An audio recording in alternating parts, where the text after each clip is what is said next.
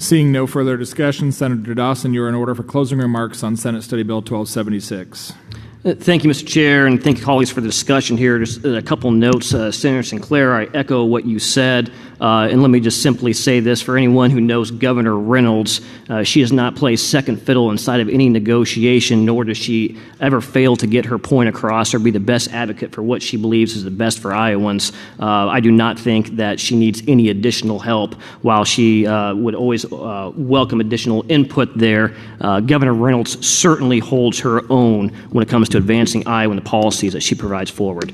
Let me say this here. Senator Yoakum, I appreciate all your comments. I had a couple of things I had written out prior to hand, so I just want to be clear. This is not directed at any legislator inside of here. I just mentioned yesterday in subcommittee I had some comments on backfill, but it continues to come up here, so I wanted to address that specifically inside of my closing comments. And again, I appreciate the points of view from all sides on this. This is not directed at any legislator inside this room, but more some of the feedback we got from committee and some additional follow-on afterwards. I understand that the backfill from some individuals, as well as maybe a body here back in the 13-14 area, stated that it was a promise made to local cities and counties. If that indeed was a promise, and let me just say there is an alternative view. I've spoken to many legislators who said that they were on the floor in the opposite chamber, and that was never meant to be a promise in perpetuity. But if those individuals did make a promise on this, then that was a promise that was disrespectful to the Iowa taxpayer and disrespectful from an appropriation standpoint. Currently, and here's the facts, right now in the state of Iowa, the average increase in the commercial property tax valuations pre-backfill levels is 31% higher. 31% higher before the reduction was made, statewide average. Now, there are entities who have not thrived, and there are entities who have certainly thrived beyond that 31%. It seems illogical to me that any body would make a promise, quote unquote, in perpetuity to continue to fund something when eventually, what's the right number? I mean, if 31% isn't the right number, is it 50? Is it 200%? Do we leave this backfill in place for 100 years down the road in the Iowa Code? I mean, that seems illogical when there's a variety of other priorities out there, one.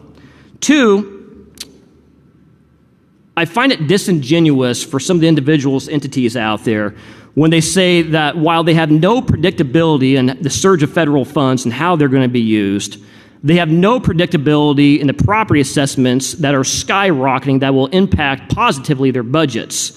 They are unable to give answers on how that will positively impact their budgets, but they say in a 5 or 8 year planned phase out of a backfill, which, let me be clear, folks, is for a city, the statewide average of the backfill of a city budget is 1.43%. The statewide average of the backfill of a county budget is 1.2%. So I find it disingenuous how many entities out there can say that while they don't know how will impact the federal funds will impact their budget or how the skyrocket real estate assessments will impact their budget, if you give them a planned 5 or 8 year phase out of approximately 1.3% of the budget, it will automatically cause a property tax increase or will automatically cause a cut to services. To those entities, I say this: you can't have it both ways. That's disrespectful to taxpayers, and it's not honest in budgeting. Moving on here forward, I would say this. This bill is a good thing. This bill will move Iowa forward. To do nothing is to say that the current mental health funding system is great. When if you ask anyone their candid assessment, the funding system is collapsing. We hear a lot about children's mental health. How do we even begin to fund that when we can't even take an honest look at the property tax funding system here in the state and not realize it's collapsing? How can we look at Iowans in the face and say that you get a different mental health funding rate depending on your zip code? Depending on your zip code, you might get a better service. Depending on your zip code, you might get a lesser service. That's not right.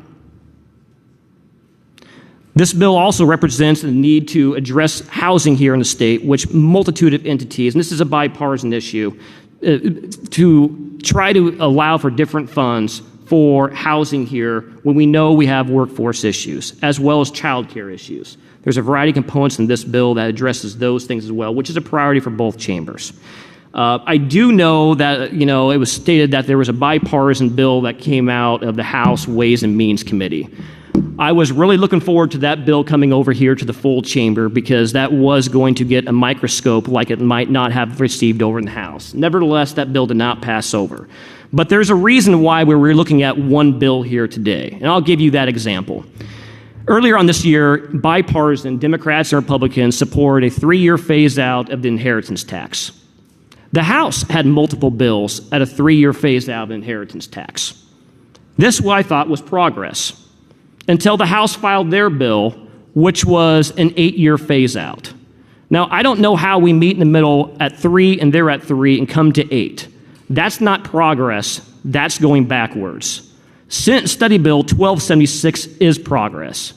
Senate Study Bill 1276 provides permanent income tax relief to Iowans. It provides $100 million in property tax reduction here in the state. It provides equality in the mental health funding streams.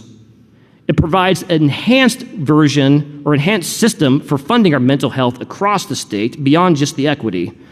It provides telehealth, mental health parity. It provides additional resources for workforce housing. It addresses child care issues and a multitude of other things. I like to say we'd come back here next year and this would be the one and done here. I have higher hopes for more tax policy reforms next year. But I can certainly say this today. Senate Study Bill 1276, if this was the only piece of policy that we did in the entire 2 years here in this chamber, it would be a hell of a bill. It's something we can take back to all our constituents and say we did a damn good thing. With that, Mr. Chair, I move Senate Study Bill 1276. Senator Dawson moves Senate Study Bill 1276. Those in favor of passage of the bill will vote aye. Those opposed will vote no. Senator Yoakum, how do you wish to vote? Record roll call has been requested. The secretary will call the roll.